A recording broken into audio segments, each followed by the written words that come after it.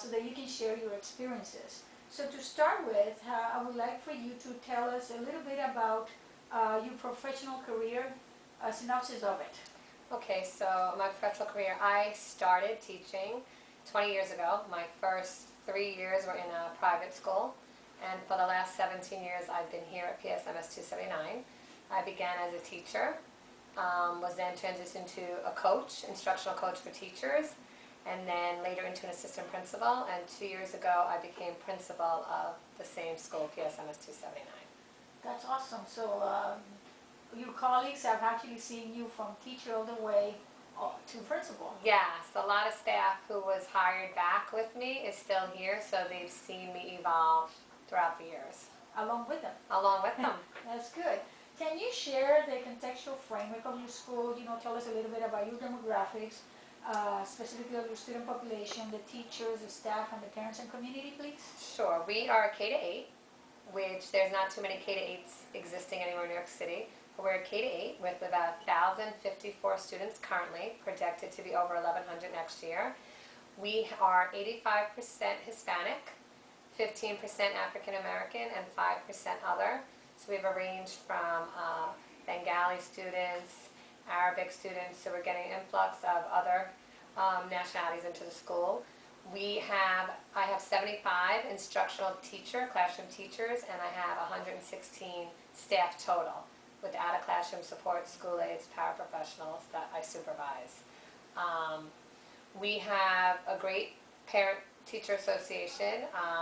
We encourage parent involvement, so we have a lot of parents in our building at all times, which I think is something a school needs. And we work with a lot of outside organizations to ensure that our students receive everything that they're entitled to and everything that they can get to be successful. Awesome. So what actions do you undertake to improve excellence and equity at your school for all students? Well, I grew up not too far from here. I'm a product of the Bronx, and so I believe that every student can learn, and the expectation is that we can all achieve, and so that in order for kids to get a quality education, it needs to start with having highly qualified teachers. And so for me is that all the students in my school are exposed to a standards-based curriculum, and every teacher receives professional development throughout the year to ensure that they are highly qualified to instruct students and to move students along the continuum. We feel that a big part of monitoring students is monitoring teacher effectiveness, and so we are part of the Danielson evaluation system in New York, so teachers are constantly observed, given feedback to improve their practice, and in turn then student achievement is monitored on a monthly basis to ensure that students are not falling behind and that the necessary interventions are put in place within a reasonable time frame, so that we're not waiting to the end of the year to see that our kids did not meet the standards. That's awesome, and that's very important. And it's great that you have that system in place, because really encompasses the whole picture of the whole school. What have been some of the areas of need, the ones that you know that needs more attention and focus to increase academic achievement at your campus? Well, because the school is 50% ELS or special ed, we know that the primary focus for me the school under my leadership is literacy. We know our kids are not at the literacy rate they need to be, and so for me, every teacher in this building, whether it be a middle school math teacher or an kindergarten teacher, are all reading teachers. And so we've been really pushing that since my principalship, is that everyone's responsible to teach reading. And so we're doing that through having strategic reading periods built in for all classes on all grades, so that during that time kids are being met at their level and hoping that the interventions we're giving them there are going to close those achievement gaps. We also have tutoring, the Coca-Cola value tutoring, which provides one-on-one literacy support to our elementary school tutees, which has really allowed the little ones to actually excel. They love having the one-on-one support. We have actually replicated the Coca-Cola Valued Youth model. We have our tutors, but we're also replicating that idea of having the one-on-one in our other grades, so that kids do get that individualized support. We're an overcrowded school, so there's 34, 35 kids in a class, The idea of having somebody else, an intervention teacher or a tutor in the classroom to lend that support, gives those kids that individualized attention that they need. That's good, and I was actually a witness of that. I'm seeing how, yes, the classrooms had a lot of students, but yet you have a teacher, you have another adult there, and then with having the tutors working with the two T's really has helped, and I saw the faces of those students, how they know how important it is to have all that support and how important learning is. So they were really engaged. So I was actually a witness of that, and I commend you for that leadership. How are you using research data to identify issues and areas of concern so that you can evaluate the effectiveness and the teacher efficacy? Well, we look at data constantly, whether it be student achievement data, teacher effectiveness data, behavioral data. We use a system of trackers in the building, whether it be the advanced tracker that monitors where teachers are at in their learning continuum, and we look at that on a weekly basis as an admin team, and then based on what we're seeing, we then do we facilitate and organize professional development opportunities so teachers can move along the continuum just like we want students to. Student data is looked at with teachers through data dialogue conversations and through data meetings and inquiry so that we can see and pinpoint students' strengths and weaknesses, and how can we help those that have the weaknesses, and then how can we actually really move and enrich those kids who with their strengths. So we're trying to hold teachers accountable to actually really knowing their kids, not only just the weaknesses but their strengths, so that those strengths can then help support other students. And we do a lot of celebrations of student successes when they do reach a milestone of a certain level in reading, or they've met a certain level in math or the science rubric. So we use a lot of different assessment tools to ensure that we're getting a good overall picture of the student. Awesome, and I think the level of expectation, it's very high as far as teacher quality is concerned and education quality is concerned, just like it is for students. So it's a holistic approach that you have developed here on your campus. Right, and the idea is that every student is expected to meet the standards. So we are Common Core aligned, and every student is expected to meet the standards. The idea is how our teacher is going to differentiate to ensure that every kid has that same opportunity. So everyone's going to get to the end. How they're going to get there might look a little different, but the goal is that they all make it to that end. And so we're working really hard with teachers on ensuring that they have the strategies they need to ensure that all students learn. And I know you have a lot of support systems in place to then help those students who might be struggling a little bit. We do. We have a strong response to intervention team. We have a social and emotional team that looks at students. The Coca-Cola value tutors that Miss Michelle Coyle oversees has been instrumental in actually helping us put things in perspective as terms as what kids need. And we have seen with the Coca-Cola value tutors that when you actually tap into a child's strength and allow them to use that strength to help others, they flourish in so many more different ways.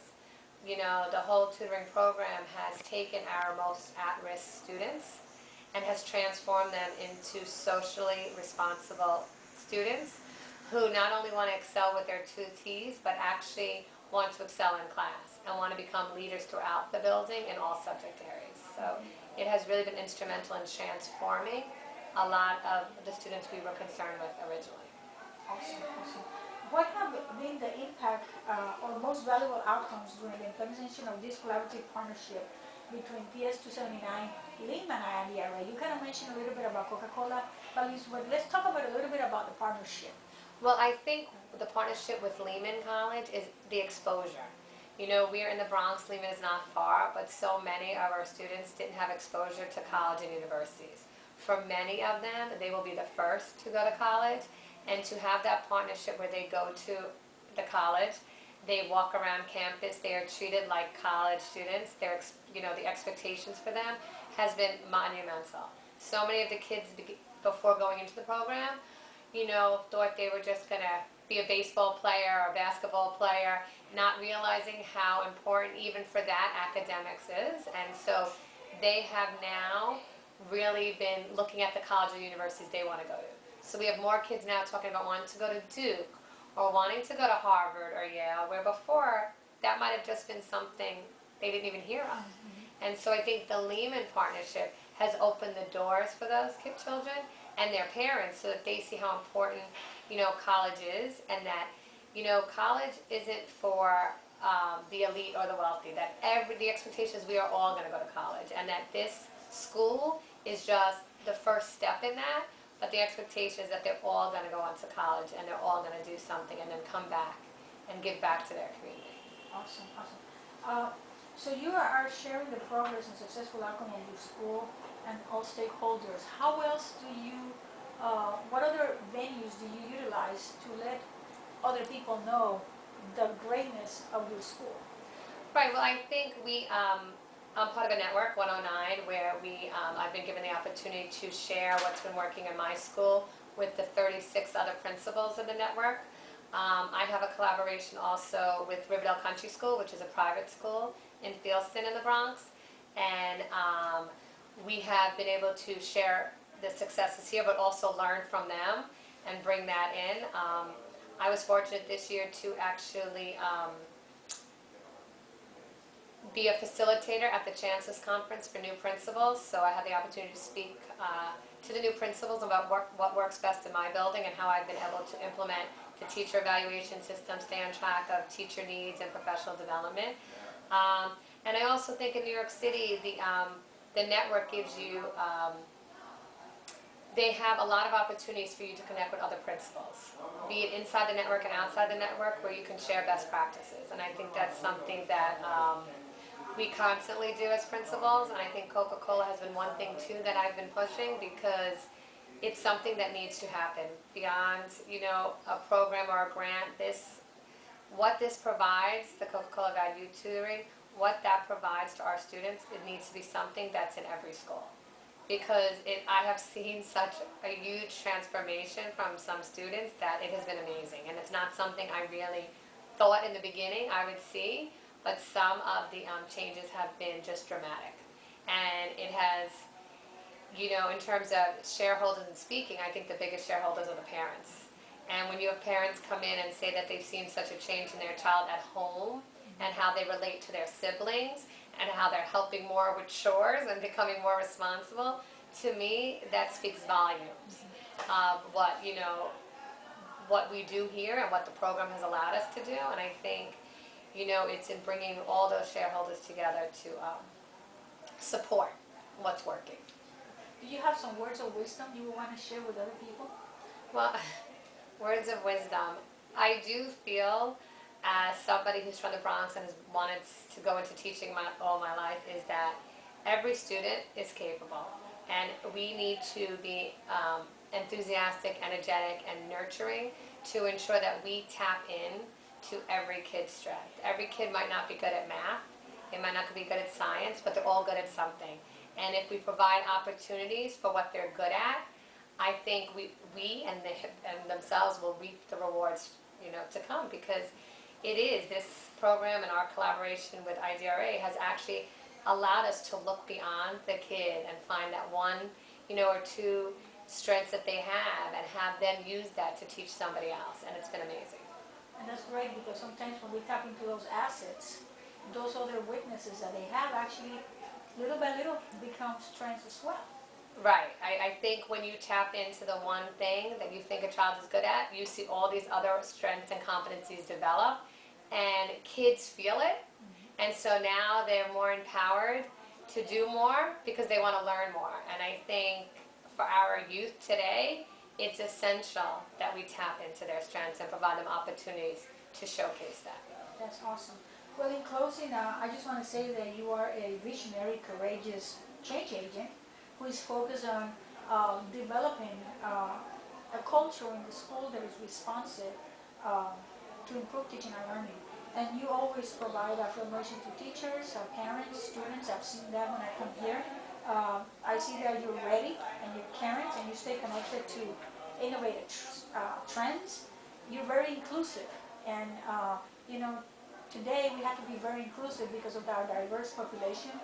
You definitely lead by example and expect the best of all who come in contact with you so that you can reach the highest expectations and standards for kids. And you're very resourceful because when I've seen, and I talk to teachers here, they say you're always providing things for them so that they can continue to be committed to an exemplary education for all kids in 279.